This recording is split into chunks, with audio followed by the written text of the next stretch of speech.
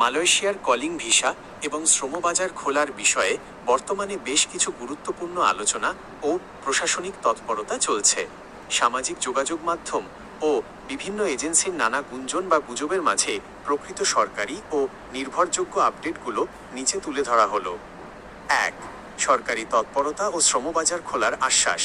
প্রবাসী কল্যাণ ও বৈদেশিক কর্মসংস্থান মন্ত্রণালয়ের পক্ষ থেকে চলতি জুন ২০২৬-এর শুরুতে জানানো হয়েছে যে মালয়েশিয়ার শ্রমবাজার বাংলাদেশি কর্মীদের জন্য পুনরায় উন্মুক্ত করতে সরকার নিরলসভাবে কাজ করে যাচ্ছে। খুব দ্রুতই দেশটিতে কর্মী পাঠানো শুরু করা সম্ভব হবে বলে আশা প্রকাশ করেছে মন্ত্রণালয়। ২. জিরো কস্ট ও খরচ কমানোর পরিকল্পনা। বিগত সময়ের সিন্ডিকেট ও অতিরিক্ত অভিবাসন খরচের তিক্ত অভিজ্ঞতা থেকে শিক্ষা নিয়ে এবার দুই দেশের সরকারই নতুন একটি কাঠামো দাঁড় করানোর চেষ্টা করছে। এবারের মূল লক্ষ্য হল কর্মীদের বিনা খরচে জিরো কস্ট অথবা অভিবাসন ব্যয় সর্বোচ্চ ২ লাখ টাকার মধ্যে সীমাবদ্ধ রাখা।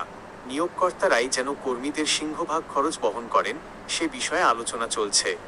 ৩. সামাজিক মাধ্যমের গুঞ্জন ও সত্যতা। সতর্কতা। ইউটিউব বা ফেসবুকে অনেকেই দাবি করছেন যে জুন মাসেই, যেমন ৫ বা ১৫ই জুন, মেডিকেল বা কলিং ভিসা পুরোপুরি চালু হচ্ছে বা ২৪ লাখ নতুন কর্মী নেওয়া হবে। সতর্কতা। কুয়ালালামপুরে নিযুক্ত বাংলাদেশ হাইকমিশন এবং সংশ্লিষ্ট কর্তৃপক্ষ স্পষ্ট জানিয়েছে যে এই ২৪ লাখ কর্মী নেওয়ার খবরটি বিভ্রান্তিকর। তাছাড়া অফিসিয়াল ঘোষণা আসার আগে কোনো প্রকার আর্থিক লেনদেন না করার জন্য কঠোর নির্দেশনা দেওয়া হয়েছে। ৪. মালয়েশিয়ায় কঠোর ইমিগ্রেশন অভিযান। বর্তমানে মালয়েশিয়ার ইমিগ্রেশন বিভাগ JIM তাদের অভ্যন্তরীণ নিরাপত্তা ও ভিসা অপব্যবহারের বিরুদ্ধে অত্যন্ত কঠোর অবস্থান নিয়েছে।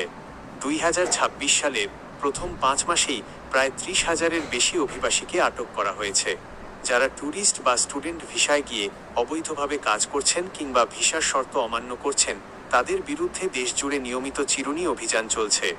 একনজরে পরামর্শ, শ্রমবাজার খোলার প্রক্রিয়াটি চূড়ান্ত পর্যায়ে রয়েছে, তবে এখনও কোনো আনুষ্ঠানিক বা অফিসিয়াল ডিমান্ড লেটার বা কর্মী নিয়োগের সাধারণ বিজ্ঞপ্তি প্রকাশ করা হয়নি। দালালের খপ্পর বা কোনো রিক্রুটিং এজেন্সির চটকদার বিজ্ঞাপনে প্রলুব্ধ হয়ে আগাম টাকা দেওয়া থেকে বিরত থাকুন।